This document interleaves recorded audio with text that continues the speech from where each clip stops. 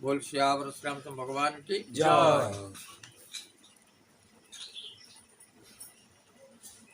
आज मैं शुणुली गीत कहूला मुझे देखुली गोटे एपिसोड जे नृसिंहपुरी जन्म है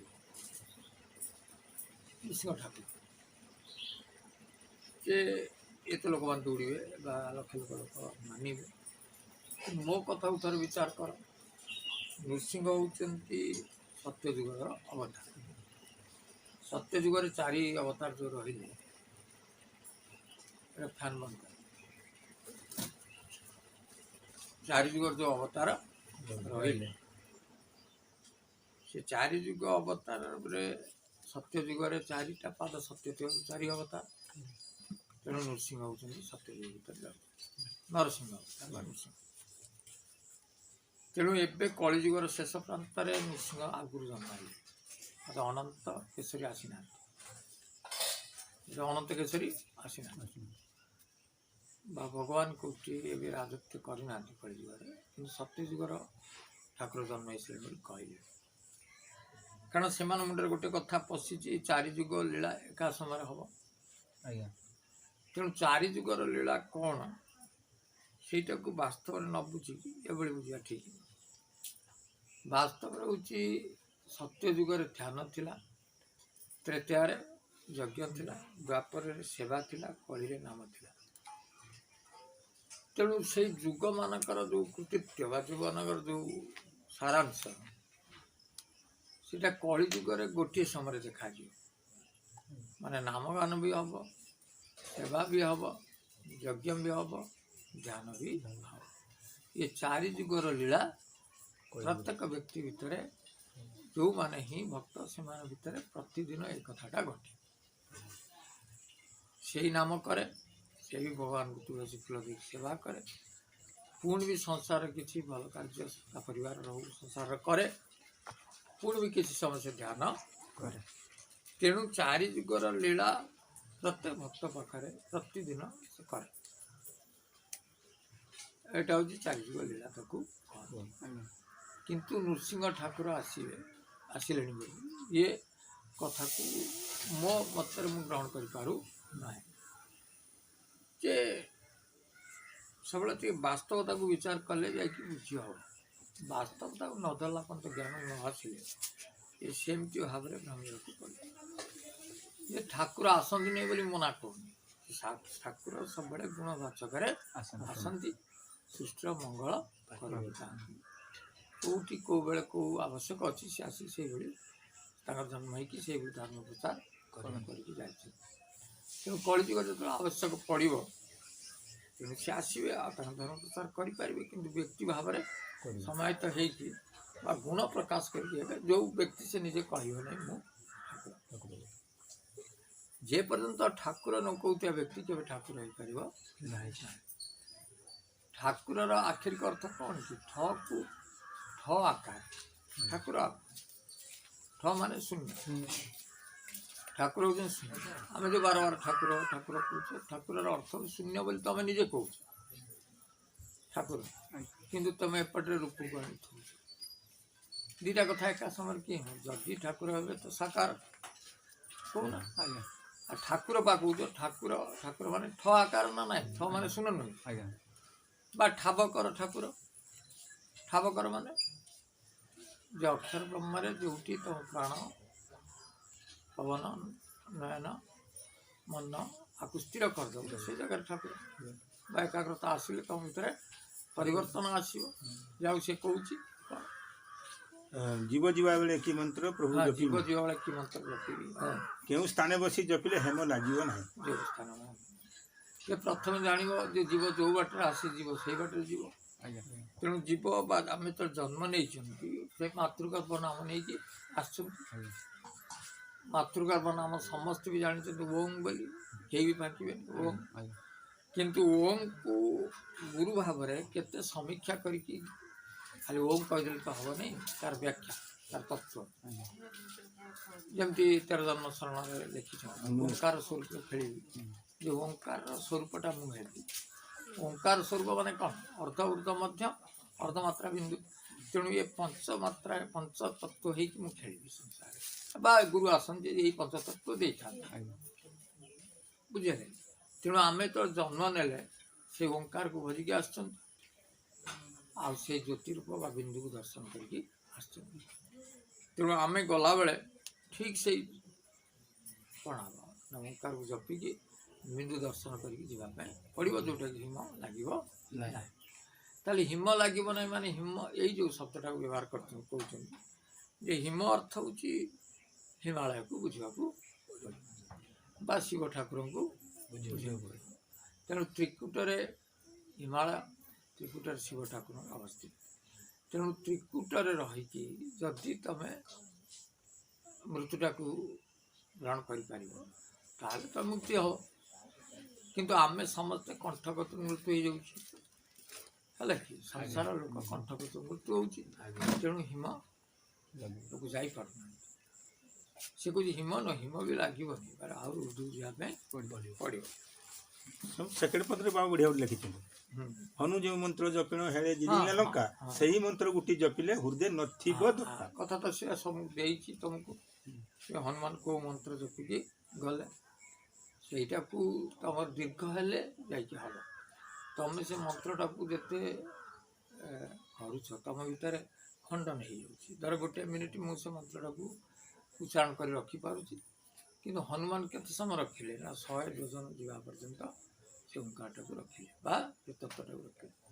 ସେ ତତ୍ତ୍ୱଟା ଯଦି ଖଣ୍ଡନ ହେଇଯାଇଥାନ୍ତା ଗଳି ପଡ଼ିଥାନ୍ତା, ବୁଝିଲେ। ତେଣୁ ଶକ୍ତିଟା କେତେ।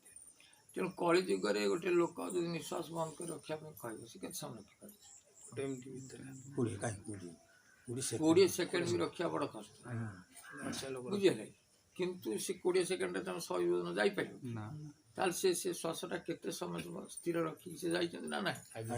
ଅର୍ଥାତ୍ କଣ୍ଠ କତୁରୁ ସୁନ୍ଦର ପର୍ବତ କୁହାଯାଏ, କଣ୍ଠକୁ ତ୍ରିକୁଟକୁ ତ୍ରିକୁଟ ବା ଲଙ୍କାପୁର କୁହାଯାଏ। ତେଣୁ ତମର ଗୋଟିଏ ଶବ୍ଦରେ ସେଟା ଯିବ। ତମେ ଯେତେବେଳେ ଇଚ୍ଛା ବା ଅନିଚ୍ଛା ବା ଯେତେବେଳେ କୁଣ୍ଡଳୀ ଶକ୍ତି ଜାଗ୍ରତ ହେବ, ସେ ଗୋଟିଏ ଶବ୍ଦ କରିକି ଯେଉଁ ଶବ୍ଦରେ ଯିବ ସେଇ ଶବ୍ଦରେ ହନୁମାନ କରି ଯାଇଥିଲେ। ସେଇଠି ଯେଉଁ ଶବ୍ଦଟା ସେ ଯେଉଁ ଶବ୍ଦଟା ତମ ଭିତରେ ଆସିବ, କଣ୍ଠରେ ତ ହ ରହୁଛି ନା ନାହିଁ, ସେଇଠୁ ଯେତେବେଳେ ପଶିବ ତେଣୁ ସେଇ ଶବ୍ଦଟାକୁ ଉଚ୍ଚାରଣ କରିବ। ତମ ଚାହିଁଲେ ବି ସେ ଶବ୍ଦକୁ ଭାଙ୍ଗି ପାରିବ ନାହିଁ, ସେ ଘୁରି ଘୁରି ଘୁରି ଘୁରି ପଳେଇବ ସେଇ ଗୋଟେ ଯାଇ ପହଞ୍ଚିବ, ବୁଝିଲେ। ସେଇଟା ତମେ ଚାହିଁଲେ ତମ କାମ ହେଉଛି ତମେ ସେଥିରେ ଲାଗି ରହିଲେ ହେଲା। କେଉଁଦିନ କ'ଣ ହବ ସେଟା ତମ ଇଚ୍ଛାରେ ବି ନୁହେଁ। ଗୁରୁ ପ୍ରତିଷ୍ଠା ତତ୍ତ୍ୱକୁ ବୁଝିଲେ ତମେ ଯାଇପାରିବ, ବୁଝିଲେ। ଇଏ ହେଉଛି ମାନବ ଧର୍ମ, ମାନବ ତତ୍ତ୍ୱ, ଠାକୁରଙ୍କ ତତ୍ତ୍ୱ। କିନ୍ତୁ ଏତଦ୍ ଭିନ୍ନ ସବୁ ମିଛ।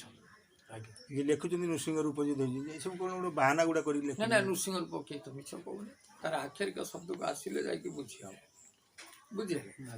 ତେଣୁ ସେ ତତ୍ତ୍ୱକୁ ଗଲେ ବୁଝି ହେବ। କାହାକୁ ଅସତ୍ୟ ନ କହି ତା ସତ୍ୟକୁ ଖୋଜିଲେ ତା ସନ୍ଧାନ ପାଇବ। ଆଉ ମିଛ କହିଦେଲେ ତ ଗଲା। ପୁରାଣରେ ଭ୍ରମି ନ ମର, ମାନେ ପୁରାଣର ଭ୍ରମିବ କାହିଁ, ତା ଦେହରେ ବି ତତ୍ତ୍ୱ ଅଛି। ଯେକୌଣସି ପୁରାଣ ପଢ଼ିଲେ ବି ତା ଭିତରେ ତତ୍ତ୍ୱ ବି ଅଛି। ଆମେ ତତ୍ତ୍ୱକୁ ନ ଜାଣି ପାରିକି ଭ୍ରମ ହେଇଯାଆନ୍ତି, କାରଣ ଯାହା ଭ୍ରମ ଜିନିଷଟା ଅଛି କାହାଣୀଟା ନା। ତେଣୁ କାହାଣୀରେ ଭ୍ରମି ନ ଯାଇ ତମେ ତତ୍ତ୍ୱଟାକୁ ଦେଖ ବୋଲି ସେ କହୁଛି। ତା ନୁହଁ ଯେ ପୁରାଣ ଭ୍ରମି ମର, ନା ପୁରାଣର ତତ୍ତ୍ୱକୁ ବୁଝ, ଭାଗବତର ତତ୍ତ୍ୱକୁ ବୁଝ, କି ରାମାୟଣର ତତ୍ତ୍ୱ, ସବୁ କଥାର ତତ୍ତ୍ୱ ଅଛି, ବୁଝିହେଲା ନା ନାହିଁ। କେବେ ଭ୍ରମରେ ପଡ଼ିବନି ଯେ ଠାକୁର ସବୁ ପଳେଇ ଆସିଲେ, ନାଇଁ ନାଇଁ। ଆଗେ ତମ ଭିତରେ ବା ଚାରିଯୁଗ ଲୀଳା ହେଉଛି। ସେ ଗୋଟିଏ ଲୋକ ନାମ କରୁନି, ସେଇ ଗୋଟେ ଲୋକ ସେବା କରୁନି, ସେଇ ଲୋକ ବି ଧ୍ୟାନ କରୁନି, କି ଯଜ୍ଞ ବୋଇଲେ ଜଗତର ମଙ୍ଗଳ କରୁନି। କିଛି ତ କିଛି ଜଗତର ମଙ୍ଗଳ କରୁଥିବ, ସଂସାରରେ ବି ମଙ୍ଗଳ କରୁଥିବ ନା ନାହିଁ। ସେଇଟା ସବୁ ଚାରିଯୁଗ ଲୀଳା ଏକ ସମୟରେ ହବ। ଯଦି ଠାକୁର ଆସନ୍ତି ବା ଜାଗର ଚାରିଯୁଗ ଲୀଳା ହବ, ଆଉ କ'ଣ ହବ, ଅସୁବିଧା କ'ଣ? ଚାରିଯୁଗ ଲୀଳା ନୁହଁ ଯେ ନୃସିଂହ ଆସିଯିବେ ସେ 4 ଅବତାର, ରାମ 3 ଅବତାର ତ୍ରେତାରେ ଆସିବେ, ଇଏ ଦ୍ୱାପର 2 ଆସିବେ, କହିଲେ ଗୋଟେ ଏମିତି 10 ଅବତାର ଏଠି ଏମିତି ଚାଲିବ ନା। ଆମ ଭିତରେ ସେଇ ଯଦି 10 ଅବତାର ଆଗରୁ ଚାଲୁଥିଲା ତାହେଲେ ସିଏ ଏବେ କାହିଁ ସେ ଚିହ୍ନବର୍ଣ୍ଣ ତ କିଛି ନାହିଁ। କଳିଯୁଗ ତ 28 ଥର ଯାଇଛି ନା ନାହିଁ। ତାହେଲେ ସେ କଳିଯୁଗର ଚିହ୍ନବର୍ଣ୍ଣ କାହିଁ 10 ଅବତାର କୋଉଠି କେମିତି ଖେଳ କରିଥିଲେ, କିଛି ତ ନାହିଁ। ଖାଲି ଏବେ ଯାହା ଲେଖା ହେଉଛି ହବ ହବ ନା, ଆଉ ହେଇଛି ବୋଲି କୋଉଠି କିଏ ଲେଖା ହେଇଛି ନା।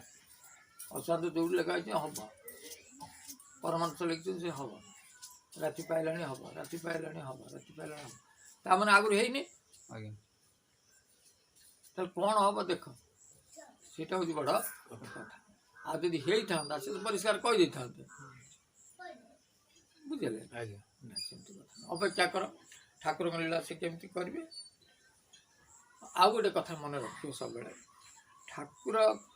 ଠାକୁରଙ୍କୁ ବିଶ୍ୱାସ ନ କରିପାରେ କିନ୍ତୁ କର୍ମ ଆଉ କର୍ମଫଳକୁ ବିଶ୍ୱାସ କରିବାକୁ ପଡ଼ିବ। ଅର୍ଥାତ୍ ଭାଗ୍ୟକୁ ବିଶ୍ୱାସ କରି, କର୍ମର ଭାଗ୍ୟ ତିଆରି ହେଉଛି ନା, ଆଜ୍ଞା ତେଣୁ ଭାଗ୍ୟକୁ ବିଶ୍ୱାସ କରିବାକୁ ପଡ଼ିବ ବା କର୍ମକୁ ବିଶ୍ୱାସ କଲେ ଭାଗ୍ୟକୁ ବିଶ୍ୱାସ କରିବାକୁ ପଡ଼ିବ। ଭଲ କର୍ମ କଲେ ଭଲ ଫଳ ଆସୁଛି, ମନ୍ଦ କର୍ମ କଲେ ମନ୍ଦ ଫଳ ଆସୁଛି ନା ନାହିଁ। ଆଜ୍ଞା ତେଣୁ ଯେଉଁ ଫଳ ଆସୁଛି ସେ ଫଳଟା ହେଲା ଭାଗ୍ୟ। ଆଉ କ'ଣ? ଭାଗ୍ୟବାଦୀର ଅର୍ଥ ନୁହେଁ ଯେ ମୁଁ କାହା ଉପରେ ଭାଗ୍ୟ ଉପରେ ଡିପେଣ୍ଡ କରୁଛି। ମୁଁ ଯେଉଁ କର୍ମ କରୁଛି ସେ ଫଳଟା ତ ମୁଁ ପାଉଛି, ସେ ଫଳଟା ହେଉଛି ଭାଗ୍ୟ। ଆଉ କ'ଣ? ଆଜ୍ଞା ଧର ମୁଁ ଏଠି ମନ୍ଦାର ଗଛ ଲଗେଇଛି, ଏଠି ଲଗେଇବି, ଲଗେଇବା ଲୋକ ସେଇ, ପାଣି ଦେବ ସେଇ, ପୋକ ଲାଗିଲେ ତ ରକ୍ଷା କରିବ ସେଇ, ଫଳ ଭୋଗ ଫୁଲଟା ଆସୁଛି ନା ନାହିଁ। ଆଜ୍ଞା ଏଇଆ ହେଲା କଥା। ତେଣୁ କର୍ମ କରିବା ଦ୍ୱାରା ଗୋଟେ ଫୁଲ ଫୁଟିଲା ନା ନାହିଁ, କର୍ମ କରିବା ଦ୍ୱାରା ଫଳ ଆସିଲା ନାହିଁ, ସେ ଫଳଟା ହେଉଛି ଭାଗ୍ୟ। ଗୋଟେ ଭଲ କଥା କହୁଛି, ଜଣେ ପ୍ରଶ୍ନ କରିଥିଲା ଯେ ଯେତେବେଳେ ଆମେ ବାହା ହେଉଛନ୍ତି ବରକନ୍ୟା 7 ଘେରା ବୁଲୁଛନ୍ତି, କେଉଁଠି? ବେଦି 7 ଘେରା ଯେଉଁ ଅଗ୍ନିରକ୍ଷୀ ସାକ୍ଷୀ ବୁଲୁଛନ୍ତି ଯେ ଆମେ 7 ଜନ୍ମ ପାଇଁ ସ୍ୱାମୀ ସ୍ତ୍ରୀ ହେଇଗଲେ। କେତେ ଜନ୍ମ? 7 ଜନ୍ମ ପାଇଁ ଆମେ ସ୍ୱାମୀ ସ୍ତ୍ରୀ। କିନ୍ତୁ ପରକ୍ଷଣ ଦେଖାହେଉଛି ନା ସ୍ତ୍ରୀ ସହିତ ସ୍ୱାମୀର ପଡ଼ୁଛି, ଘରେ ଝଗଡ଼ା, ଏମିତି ଡିଭୋର୍ସ ବି ହେଉଛି, ସବୁ କଥା ହେଉଛି, ବାଡ଼ାବାଡ଼ି, ଏ କଥା ବହୁତ କିଛି ଘରେ ଚାଲିଛି। ତବେ ଚିନ୍ତା କର, ଏମାନେ ଯେଉଁ ପରିସ୍ଥିତିରେ ଅଛନ୍ତି ସିନା ସେଠି 7 ଘେରା ବୁଲିଗଲେ, ଏମାନଙ୍କୁ ଥରେ ପଚାରିକି ଦେଖାନି ସେମାନେ ଆଉ 7 ଜନ୍ମ ହେବା ପାଇଁ ଚାହୁଁଛନ୍ତି କି ନାହିଁ। ସ୍ତ୍ରୀକି ପଚାରିବ, ତୁ ଆଉ ସିନା ବାହା ହେଲା ବେଳେ ବୁଲିଗଲୁ, ଏବେ କହ ତୁ ସେ ସ୍ୱାମୀକି ନେଇକି ଆଉ 7 ଜନ୍ମ ଆସିବୁ କି ନାହିଁ? ସେ କହିବ ନା, ଏ ସ୍ୱାମୀଙ୍କର ସେ ସ୍ୱାମୀକି ପଚାର, ତୁ ଯେଉଁ ସ୍ତ୍ରୀଟିକି ପାଇ 7 ଘେରା ବୁଲିଥିଲୁ, ସେ ସ୍ତ୍ରୀ ଯେଉଁ ଝଗଡ଼ା କରୁଛି, ତୁ ଏ କ'ଣ 7 ଜନ୍ମ ତାକୁ ଦରକାର କି? ନା, ଆଉ ତାର ଦରକାର ନାହିଁ। ତାହେଲେ ପରିଣାମ କ'ଣ ହେଉଛି? ବୁଲିଲା ବେଳେ ଗୋଟିଏ କଥା, ପରିଣାମ ଆସିଲା ବେଳେ ଆଉ ଗୋଟେ କଥା ଆସୁଛି। କିନ୍ତୁ ସତ୍ୟତା ଭିତରେ ଲୁଚିକି ରହିଛି। 7 ଜନ୍ମ ତମକୁ ଆସିବାକୁ ପଡ଼ିବ, କାରଣ ଅଗ୍ନି ସାକ୍ଷୀ ରଖିଛ। ତମ ଇଚ୍ଛାର ଅନିଚ୍ଛାର କଥା ନାହିଁ, ତମକୁ 7 ଜନ୍ମ ଆସିବାକୁ ପଡ଼ିବ। ଉଦାହରଣ ସ୍ୱରୂପ ଗୋଟେ ସ୍ୱାମୀ ତା ସ୍ତ୍ରୀକି ମଦ ପିଇକି ଡେଲି ବାଡ଼ଉଛି, ଅତ୍ୟନ୍ତ ଅଶ୍ଳୀଳ ଭାଷା କହୁଛି, ତାକୁ ରଖେଇବାସ ବି କରେଇ ଦେଉଛି। ସ୍ତ୍ରୀ ସେଠି ଶାନ୍ତ ଅଛି, ସ୍ତ୍ରୀ କାନ୍ଦୁଛି। ଗୋଟେ ଜାଗାରେ ଦେଖିବ ସ୍ୱାମୀ କି ସ୍ତ୍ରୀ ଟର୍ଚର କରାଉଛି, ମାନେ ଏମିତି ବାଡ଼ଉଛି, ଖରାପ ଭାଷା କହୁଛି, ଜଘନ୍ୟ ଭାଷା କହୁଛି, ଚାକର ଭଳିଆ ଖଟଉଛି। ଇଏ ବି ଅଛି ନା? ଇଏ 2 ଜଣ ସିନା ମନା କରିବେ ଆମେ ଜନ୍ମ ନେବୁ ନାହିଁ, କିନ୍ତୁ ସାକ୍ଷୀରେ ଯେତେବେଳେ ଭଗବାନ କତିକି ଆସିଛନ୍ତି ଜନ୍ମ ନେବେ ନା ନାହିଁ? ତାହେଲେ କେମିତି ଜନ୍ମ ନେବେ? ନା, ଆଜି ଯେଉଁ ସ୍ୱାମୀ ମଦ ପିଇକି ବାଡ଼ଉଛି ବା ତାର ବ୍ୟବହାର ଖରାପ କରୁଛି ସ୍ତ୍ରୀ ପ୍ରତି, ସେଇ ହବ ଆର୍ଥର ସ୍ତ୍ରୀ, ଇଏ ହବ ସ୍ୱାମୀ। ସେଟା ପୂର୍ବଜନ୍ମ ବିତି ନଥିବ ତ ବାବା, କ'ଣ କଥା? ସେଇ ହବ ଆର୍ଥରକୁ ସ୍ତ୍ରୀ, ଇଏ ହବ ସ୍ୱାମୀ। ସେତିକି ପାର ବାଡ଼େଇବ, ଟିକେ ଭୁଲ ହବ ନା, ସୁଧଟା ଟିକେ ବେଶୀ ପଡ଼ିଯିବ। ସୁଧ ମୂଳ ନେଇକି ବାଡ଼େଇବ। ଯେଉଁ ସ୍ତ୍ରୀ ସ୍ୱାମୀକି ହଇରାଣ କରୁଛି ସିଏ ଆର୍ଥର କ'ଣ ହବ? ସ୍ୱାମୀ। ଇଏ ହବ ସ୍ତ୍ରୀ, ଇଏ ତାକୁ ତା ସୁଧ ମୂଳ ନେଇକି ପରିଶୋଧ କରିବ। ଚାହିଁଲେ କୁଆଡ଼େ ଯାଇପାରିବ ନାହିଁ। ତମକୁ 7 ଜନ୍ମ ଆସିବାକୁ ପଡ଼ିବ। ଯିଏ ଯେମିତି ବ୍ୟବହାର କରିବ ଆର ଜନ୍ମ ଓଲଟିକି ତାର ବ୍ୟବହାରଟା ପାଇବ। ଏଠି ସ୍ୱାମୀ ସ୍ତ୍ରୀ ବା ନାରୀ ପୁରୁଷର କଥା ନାହିଁ। ଏଇଟା 100% ମାର୍କଣ୍ଡ ପୁରାଣ, ଅନ୍ୟାନ୍ୟ ପୁରାଣରେ ଲେଖା ହେଇଛି। ତମେ ଯଦି ସ୍ତ୍ରୀକି ହଇରାଣ କରୁଥିବ ଆର୍ଥର ସ୍ତ୍ରୀ ଅବଶ୍ୟ ତମକୁ ହଇରାଣ କରିବ ହିଁ କରିବ, ନହେଲେ ପ୍ରତିଶୋଧଟା କେମିତି ହେବ? 7 ଜନ୍ମ ପର୍ଯ୍ୟନ୍ତ ତମେ ଗୁରାଗୁରି ହେଇକି ଆସିବ। ଯଦି ଉଭୟ ଗୋଟିଏ ଜନ୍ମରେ ଗୋଟିଏ ମତରେ ଠାକୁରଙ୍କ ପୂଜା କୀର୍ତ୍ତନ ନାମ ଭଜନ କରିକି ପାର ପାଇଯିବ ତ ପାର ପାଇଯିବ, ନହେଲେ ଯିଏ ଗୋଟିଏ ଥର ତାଙ୍କର ଝଗଡ଼ା ଆରମ୍ଭ ହେଲା, ଏଟା 7 ଜନ୍ମ ପର୍ଯ୍ୟନ୍ତ ରହିବ। ଇଏ ଗୋଟେ ଜନ୍ମରେ ବହି ମାରିବ, ସିଏ ବହି ମାରିବ, ଇଏ ରାଜନ ସିଏ ବହି ମାରିବ, ଇଏ ବହି ମାରିବ। ବାବା, ଆପଣଙ୍କ ଆଫସୋସଟା କିଏ ଶୁଣୁଥିବ, ଯଦି କିଏ ସେଇଭଳିଆ ପୋଜିସନ ଥିବ, ତା ସ୍ୱାମୀକି କହୁଥିବ ମୁଁ ତ ବାଡ଼େଇଛି ଲେଖା ହେଇଛି, ଲେଖା ହେଇଛି, କିଏ କ'ଣ କରୁଛି? କେହି କିଛି ତ କରିପାରିବନି, ଏଟା ଲେଖା ହେଇଛି। କ'ଣ ଏଟା କ'ଣ ତାପରେ ଆମେ ଅନୁଭବୀ କଥା କହୁଛୁ ନା, ଏଟା କ'ଣ ଭୁଲ କଥା କହୁଛୁ? ଅନୁଭବ ଅଛି ବୋଲି କହୁଛୁ। ଜଣେ ଯଦି ଶାନ୍ତ ରହୁଛି, ସେ ପୁଣି ତା ସ୍ୱାମୀ ପାଖରେ ସେ ଭଲ ରହିଛି କିନ୍ତୁ ଯଦି ଶାନ୍ତ ରହୁଛି ପୁଣି ସେ କାହିଁକି ଭୋଗୁଛି? ତାର ଏ ଜନ୍ମରେ ଭୋଗିବାର ଅଛି, ସେଇ କଥା ଫେର ଆର କହୁଛି। ଜନ୍ମକୁ ସୁଝିବ। ହଁ ସୁଝିବ। ତେଣୁ ସେଇ ସିଷ୍ଟମଟା ଏଠି ଅଛି। ତେଣୁ ଯଦି ଏଥର ସେ ପରିଣାମ ତାର ଯଦି ଠିକ ନହେଲା, ଯିଏ ଶାନ୍ତ ରହୁଛି ସେ ଆରଥର ଅତ୍ୟାଚାର କରିଥିଲା, ଏଥର ଶାନ୍ତ ରହୁଛି, ସିଏ ତା ଉପରେ ଅତ୍ୟାଚାର ହଉଛି। ଯେମିତି ହଉ। ଆଜ୍ଞା, 7 ଜନ୍ମ ତମକୁ ଭୋଗିବାକୁ ପଡ଼ିବ। ଭୋଗିବାକୁ ପଡ଼ିବ। 7 ଜନ୍ମ ପରେ ତମେ କୋଉ ପଶୁ ଜନ୍ମକି ଯାଇପାର, ସେ କୋଉ ଜନ୍ମକି ଯାଇପାରେ, କିନ୍ତୁ 7 ଦିନ ପର୍ଯ୍ୟନ୍ତ 7 ଜନ୍ମ ପର୍ଯ୍ୟନ୍ତ ପରିଶୋଧ ଚାଲିବ। ତେଣୁ ହୁସିଆର ହେଇ କୌଣସି ବ୍ୟବହାର ସ୍ତ୍ରୀ ପ୍ରତି ତମେ ନ କରିବା ଉଚିତ, ସ୍ତ୍ରୀ ବି ତମ ପ୍ରତି ଭଲ ଖରାପ ବ୍ୟବହାର ନ କରିବା ଦରକାର। ଉଭୟ ସମଭାବାପନ୍ନ ହେଇକି ତମେ ସଂସାରରୁ ମୁକ୍ତି ହେଇଯିବା ଦରକାର। ସେଇ ଜ୍ଞାନଟା କେମିତି ଆସିବ? ନ ଆସିଲା ତମେ ସେ ଭୋଗିବେ ଆଉ କ'ଣ। ଏଇ ପୁଣି ମନେ କରାଯାଉ ସେ ସ୍ୱାମୀ ସ୍ତ୍ରୀ ତାଙ୍କ ଭିତରେ ଯୋଉ କଳ ରହୁଛି କି ପ୍ରୋବ୍ଲେମଟା ରହୁଛି, ସେ ତ କ୍ରିଏଟ୍, ସ୍ତ୍ରୀ ତ ଚାହିଁଲେ ବି ହେଇପାରିବନି, ଇଏ ବି ଚାହିଁଲେ ହଉନି ବା। ହଉନି। ତେଣୁ ସେଇଟା ହବାର କେମିତି ନାହିଁ। ହବ? ସେଇଟା ଗୋଟେ ମେସେଜ ଦିଅନ୍ତୁ, ଯେମିତି ଲୋକ ଏଇଟା ମେସେଜ ଦିଆହଉଛି ଏଇଥିପାଇଁ ଯେ ଏଭଳି କର ନା, କାରଣ ତମ ତାର ସୁଧ ମୂଳିକି ପାଇବ ଦଣ୍ଡଟା ନା। ଆଜ୍ଞା ତମ ଭାବେ ତ ମୁଁ ତ ମରିଗଲି, ଦଣ୍ଡ କିଏ ପାଇଲା? ନାଇଁ ନାଇଁ, ତୁ ମୁଁଟା କେହି ମରିବନି, ମୁଁ ତ ଫେର ଗୋଟେ ଜାଗାରେ ଜନ୍ମ ହବୁ, କିନ୍ତୁ ସତ୍ୟା ନାଁ ଛାଡ଼ି ଆଉ ଗୋଟେ ନାଁ ନବ। ଅର୍ଥାତ୍ ସେଠି ମାଇଲେ କାଟିବ, ଏଠି ମାରୁଛି କାଟୁଛି। ଏଠି ଭାଷାଟା ଯେତିକି ଖରାପ ଲାଗୁଛି ବା କଷ୍ଟ ଦଉଛି, ସେଠି ବି ସେ ଭାଷାଟା କଷ୍ଟ ଦବ, କାରଣ ନାଁଟା ଅଲଗା ହେଇଯିବ। ଆଜ୍ଞା ନାଁଟା ଅଲଗା ହେଲା ବୋଲି କ'ଣ କଷ୍ଟ ଯନ୍ତ୍ରଣା ସବୁ ଅଲଗା ହେଇଯିବ? ନା ସନ୍ତିଆ ନାଁରେ ଯୋଉ ଯନ୍ତ୍ରଣା ପାଇଛୁ, ତ ନାଁଟା ବଦଳି ନରି କରିଦେଲେ କ'ଣ ଯନ୍ତ୍ରଣା ପାଇବୁନୁ? ଆଜ୍ଞା ଆମେ ଭାବନ୍ତି ମରିଗଲେ, ନାଇଁ ମରିଛ କୋଉଠି, ଆଉ ଗୋଟେ ନାଁରେ ତମେ ଆସୁଛ, ସେଇ ଯନ୍ତ୍ରଣା ପାଉଛ। ଠିକ ବୁଝିହେଲା ନା? ଇଏ ଗୋଟେ ଭଲ କଥା। କେବେ ଏଭଳି ଅତ୍ୟାଚାର ଆଉ କରିବନି, କାରଣ ତମେ ସୁଧମୂଳ କାହିଁକି ଏତେ କଷ୍ଟ ଆଣିକି ଫେର ଗୋଟେ ଦଣ୍ଡ ପାଇବ। ଆଜି ଭଲ କଥାଟେ କହୁଛି। ଥରେ ସନକ ଆଦି ସନକ ସନନ୍ଦ ଯୋଉ ଋଷି ଥରେ ସ୍ୱର୍ଗକୁ ଯାଇଥିଲେ। ସେ ଯାଇପାରିବେ, ତାଙ୍କର ଅବାଧ ଗତି ଅଛି, ଯାଇପାରିବେ, ବୈକୁଣ୍ଠପୁର ଯାଇପାରିବେ, ସ୍ୱର୍ଗ ଯାଇପାରିବେ, ବ୍ରହ୍ମାଙ୍କ ପୁରକୁ ଯାଇପାରିବେ। ସେ ବ୍ରହ୍ମାଙ୍କ ପୁରକୁ ଯାଇ ଦେଖିଲେ ଯେ ଗୋଟେ ସିଂହାସନ ଉପରେ ଗୋଟେ ଶୁଆ ବସିଛି, ମାନେ ଗୋଟେ ଶୁଆକୁ ରତ୍ନ ସିଂହାସନ ଉପରେ ବସା ଯାଇଛି। ଦେଖିଲେ ମାନେ ଏଠି ତ ବହୁତ ଦେବତ୍ୱ ଲୋକ ଆସନ୍ତି ବା ପୁଣ୍ୟ ଆତ୍ମା ଆସନ୍ତି। ସେଠି ଇଏ ଗୋଟେ ଶୁଆ କେମିତି ପକ୍ଷୀଟି ଆସିକି ସେଠି ବସିଛି ବା ତାକୁ ସ୍ଥାନ ଦିଆହେଇଛି। ଏ କଥା ତାଙ୍କ ମନକୁ ବୁଝି ହେଲା ନାହିଁ, ଏ କଥାଟା କ'ଣ ଏଇଟା। ତାପରେ ସେ ପଚାରିଲେ ଧର୍ମରାଜ, ଯେ ଧର୍ମରାଜ ଆପଣ କୁହନ୍ତୁ, ଇଏ ସିଂହାସନରେ ଗୋଟେ ଶୁଆ କାହିଁକି ବସିଛି? କହିଲେ ଏତିକି ମହାଭାଗ ଦିଏ, ସେ ତ ସେମିତି ପୁଣ୍ୟ କରିଥିବାରୁ ହିଁ ତାକୁ ଆସନ ଦିଆହେଇଛି, କିନ୍ତୁ ତାକୁ ତ ରୂପ ବଦଳେଇକି ଦେଇପାରିଥାନ୍ତ। ନାଇଁ ନାଇଁ, ସେ ଚାହିଁଲା ଏଇ ରୂପରେ ହିଁ ସେ ସେଠି ବସିବ, ତେଣୁ ତାକୁ ତା ଇଚ୍ଛାରେ ତାକୁ ସେଇ ରୂପରେ ବସାଯାଇଛି। କହିଲେ ଏଇ ଶୁଆ ହେଇକି ଯେ ମଣିଷର ସିନା ବୁଦ୍ଧି ବିବେକ ଜ୍ଞାନ ଅଛି, ଏ ଶୁଆର ବୁଦ୍ଧି ବିବେକ ଜ୍ଞାନ କୋଉଠୁ ଆସିଲା?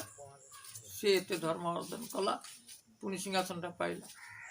କହିଲେ ନା, କଥା ତ ସେଇଆ ଘଟିଛି। କହିଲେ କେମିତି ଘଟିଛି, ଘଟଣା ଟିକେ କୁହ। ନା, ଘଟଣା ହେଉଛି ଯେ ଥରେ ଗୋଟେ ବ୍ୟାଧ ବା ଶବର, ସେ ସବୁ ଦେଖିବ ତୀର ଯେଉଁ ମାରନ୍ତି ସେଥିରେ ବିଷ ଦେଇ ଦେଇଥାନ୍ତି, ସେ ଲୁହାରେ ବିଷ ଦେଇକି ମାରନ୍ତି। ସେ ଯେଉଁ ପଶୁ ପକ୍ଷୀ ବା ହରିଣ ହଉ ଯାହାକୁ ମାରିବେ, ସେ ବିଷ ପ୍ରକ୍ରିୟାରେ ସେ ମରିଯାଏ। ଏ ବାଘ ସିଂହ ଯାହାକୁ ଶିକାର କରେ। ଥରେ ଗୋଟେ ବ୍ୟାଧ ସେରକମ ତାର ଯେଉଁ ତୀରଟା ଧରିକି ଆସିଥିଲା, ସେଥିରେ ବିଷ ରଖିଥିଲା। ସିଏ ବହୁତ ସମୟ ବୁଲିଲା, ଦେଖିଲା କୋଉଠି ହରିଣ ଶିକାର କରିପାରିଲା ନାହିଁ। ଦୈବାତ ଯେତେବେଳେ ଗୋଟେ ହରିଣ ଦେଖାଯାଇଛି, ମନ ଚଞ୍ଚଳ ହେଇଯାଇଛି, କାହିଁକିନା ଆଗରୁ କୋଉଠି ମାରିନି ନା, ଆଜି ଗୋଟେ କୋଉଟା ଖସିଗଲେ ଅଡ଼ୁଆ ହେଇଯିବ ନା, ଘରୁ କ'ଣ ନେବ। ତେଣୁ ସେ ହରିଣକୁ ଲକ୍ଷ୍ୟ କରିକି କ'ଣ କଲା, ତୀରଟିକି ଯେତେବେଳେ ତୀରଟିକି ଛାଡ଼ି ଦେଇ ଚଞ୍ଚଳତା ରହିଗଲା ମନର ଏକାଗ୍ରତାରେ, ସେ ତୀରଟା ଖସିଗଲା। ଖସିକି ଯାଇକି ଗୋଟେ ସୁନ୍ଦର ବୃକ୍ଷ ଭିତରେ ପଶିଗଲା। ଗୋଟେ ବୃକ୍ଷ ଥିଲା, ଫଳ ଫୁଲରେ ପ୍ରସ୍ଫୁଟିତ ବା ଫଳ ଫୁଲରେ ବୁଝେଇକି ବୃକ୍ଷଟା, ସେ ତାରି ଗଣ୍ଡି ଭିତରେ ପଶିଗଲା, ଆର ପାର ହେଇଗଲା। କିନ୍ତୁ ବିଷ ଥିଲା, ସେଥିରେ ବିଷ ଥିଲା।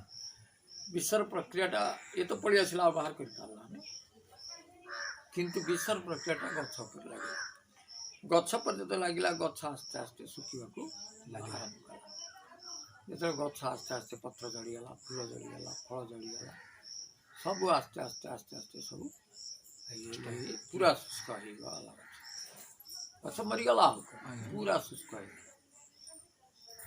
किंतु से गचरे गोटे शुआ पक्षी रोटे ता माँ बापा ताको जन्म करते से माँ बापा मरीगला पर सी छोट बेलू बढ़ी से कोड़ भीतर रही से कोड़ भीतर खाई से फल से गचर फल खाई से गछ ताको सुरक्षा देती माने जो आसती लुचे ता भीतर शिखी तेणु से गछरा तार निजर है कि ता पाखरे 5 हाथ दूर गछ थे भी 50-10 हाथ थे भी ये किंतु से गछ गला से गछ बसिकी ये जिते सुखुते भी ये खाइलानी ये शुआ भी आउ खाइलानी कहीं से गचर फल खाए फल खाया गलानी ना पीलानी किसी कलानी गछ जमी शुखा आरंभ कला शुआ से रकम शुखी शुखी माने कंटा आड़ को गला शुखा आरंभ कला गछ जिते शुकुता शुआ भी शुकुता ना फल आहार कला ना जल आहार कला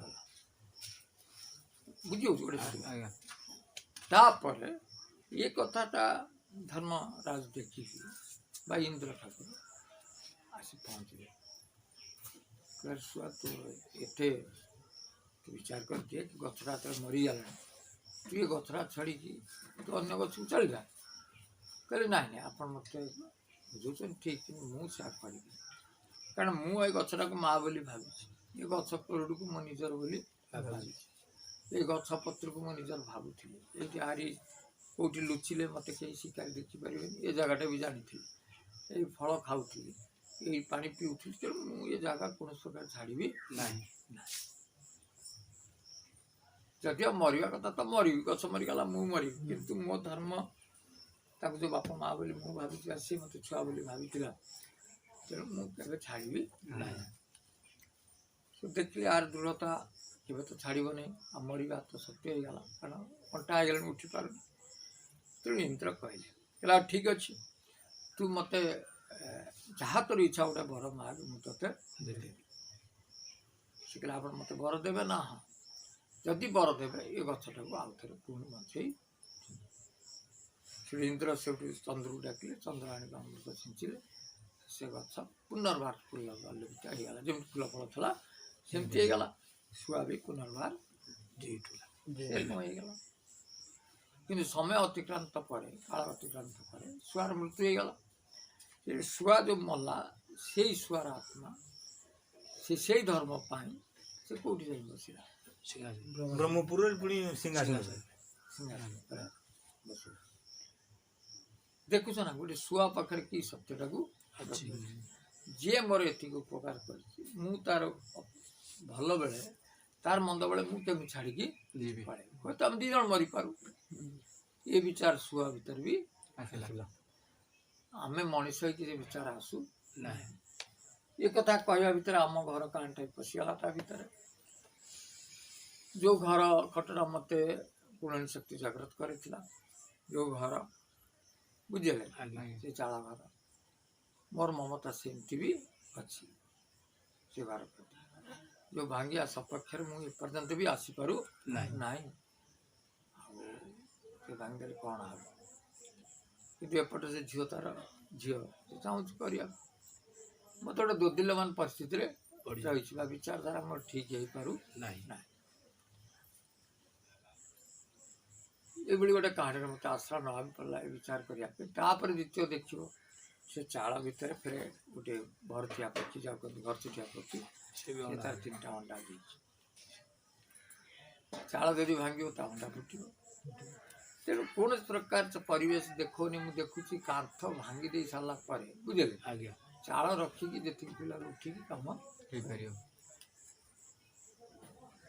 तेणु आमर भी से रकम विचारधारा अच्छी गोटे डिम यदि फुटी जाए तार उत्तर भी दे हम ना महाभारत युद्ध भी देखिए भरतिया पक्षी घंट बड़ी ठाकुर रखिले युद्ध है कुरुक्षेत्र तेणु प्रति क्षेत्र में गोटे आमको विचार करने को पड़े बुझे ठीक आउ ठाकुर जहाँ कृपा करेंगे से विचार तो करवा बुझे ना तेणु मनीष होती शिक्षा दरकार जे तुम उपकार कर କଶ୍ମିର କାଳେ ତାର ଅପକାର କେବେ କରିବ ନାହିଁ। ନାହିଁ। ଯେତିକି ଉପକାର କରୁଛି ସେ ଉପକାରରୁ ବହୁତ ଉପକାର ତାର କରିବା ଦରକାର। ତାହା ହେଉଛି ଧର୍ମ। ଧର୍ମର ଆକ୍ଷରିକ ଅର୍ଥ ନୁହେଁ ଯେ ଖାଲି ବହି ଭାଗବତ ଭାଗବତ ପଢ଼ିଲା, ବିଚାରଧାରାଟା ସଂସାରରେ ଥୋଇଛି। ଏ ଲୋକ ପ୍ରତି କେମିତି ଧର୍ମ, ସେ ଲୋକ ପ୍ରତି କେମିତି ବ୍ୟବହାର, ଇଏ ଆମ ଭିତରେ ସେ ଗୁଣ ଯେ ତିଆରି କରିଦେଇ ପାରନ୍ତି ସେ ହେଉଛନ୍ତି ଗୁରୁ। କେବେ ଗୁରୁ କହନ୍ତିନି ଯେ ତତେ ମୁଁ ବ୍ରହ୍ମ ଦର୍ଶନ କରିଦେବି କି ବ୍ରହ୍ମ ଏମିତି ନୁହେଁ। ବ୍ରହ୍ମ ଦର୍ଶନ ତ ଗୋଟେ ସ୍ୱାଭାବିକ କ୍ରିୟା, ସମସ୍ତ ଭିତରେ ବ୍ରହ୍ମ ଅଛନ୍ତି, ଆତ୍ମା ଅଛନ୍ତି, ପରମାତ୍ମା। କିନ୍ତୁ ଭଲ ମଣିଷ ତିଆରି କରିବାର ଯନ୍ତ୍ର ହେଉଛନ୍ତି ଗୁରୁ। ସେ ଭଲ ମଣିଷଟିଏ ତିଆରି କରିଦିଅନ୍ତି। ଭଲ ମଣିଷ ହେଲେ ଆପେ ସେ ଭଗବାନଙ୍କୁ ଜାଣିବ। ନା ଯେଉଁ ସତ୍ସଙ୍ଗ ହେଲା, ଯେମିତି ଆଜି ସତ୍ସଙ୍ଗ ଚାଲିଛି, ଭଲ ଲାଗୁଛି, ମନଟା ଭଲ ଲାଗୁଛି, ପବିତ୍ର ହେଇଯାଉଛି। ସତ୍ସଙ୍ଗ ଆମେ ଭଜନ କୀର୍ତ୍ତନ କଲା ପରେ ଯେଉଁ ସତ୍ସଙ୍ଗ ହେଉଛି, ମନ ଭିତରେ ଯେଉଁ ଉଦ୍ବେଗ ରହୁଛି, ଆ ଦ୍ୱାରା ମନ ହେଉଛି ଯେ ମୁଁ ଆଉ କିଛି ପାପ କରିବିନି, ମୁଁ ଭଲ କର୍ମଟେ କରିବି। କିନ୍ତୁ ଏଇ ଜାଗା ଛାଡ଼ିଦେଲାକୁ ସେ ଜାଗା ଆଇଲାକୁ ପୁଣି ଯେମିତି ମାନେ ଆପଣ ଯେଉଁଟା କହୁଛନ୍ତି, ଆମ ମନ ଭିତରେ ସେମିତି ଉତ୍କଣ୍ଠା ରହୁଛି ଯେ ଆମେ ଗୋଟେ ଭଲ କର୍ମ କରିବା, ଆମେ ଖରାପ କରିବା ନାହିଁ। କିନ୍ତୁ ଆପଣ ଯେଉଁଟା କହୁଛନ୍ତି ସେଟାକୁ 100% ମାନିବାକୁ ପଡ଼ୁଛି। ତାପରେ କି ଆମକୁ ପୁଣି ଏମିତି ହେଇଯାଉଛି ଯେ ଆମେ ତ ସଂସାରୀ ଲୋକ, କିନ୍ତୁ ପୁଣି ମନଟା ମାନେ ପୁଣି ସେଇ ଆଡ଼କୁ ପଳେଇଯାଉଛି, ଯେଉଁଟାକି ଆମେ ଚାହୁଁଛୁ ଜଣକୁ, ହଁ ଆମେ ତାକୁ ଅପକାର କରିବା ନାହିଁ, ସିଏ ଆମକୁ ସହଯୋଗ କରୁଛି, ଆମେ ତାକୁ ସହଯୋଗ କରିବା, କିନ୍ତୁ ଆମର ସେଟା ବି ହେଇପାରୁନି। ଆର କାରଣ କ'ଣ? ଗୋଟେ କଥା ହେଉଛି, ଏଇ ଯେଉଁ ମନଟା ଏବେ ଆମ ପାଖରେ ଅଛି, ସେ ମନଟା ତ ମନ ତ ଗୋଟିଏ ନୁହଁ ନା, ମନ ହେଉଛି 5 ମନ ନା ନାହିଁ। ତେଣୁ ଏଠି ଯେତେବେଳେ ଗୁରୁ ପାଖରେ ବସ ଗୋଟିଏ ମନ ହେଇଯାଉଛି, ହେଲେ କିନ୍ତୁ ସଂସାର ଗଲେ 5 ମନ ଆସିବ। ତେଣୁ 5 ମନ ଆସିବା ବି ସ୍ୱାଭାବିକ, କାରଣ ତମେ ସ୍ତ୍ରୀ କରିଛ, ପିଲାପିଲି କରିଛ, ବାପା ମା ଅଛି, ରୋଜଗାର କରି ଖାଇବା ଅଛି, ଏ ତ ଅଛି, ବୁଝିଲେ। ଏଟାକୁ ଜଣେ କଳିଯୁଗ ଭିତରେ କେମିତି ତାକୁ ଏଡ଼େଇ ଦେଇପାରିବ?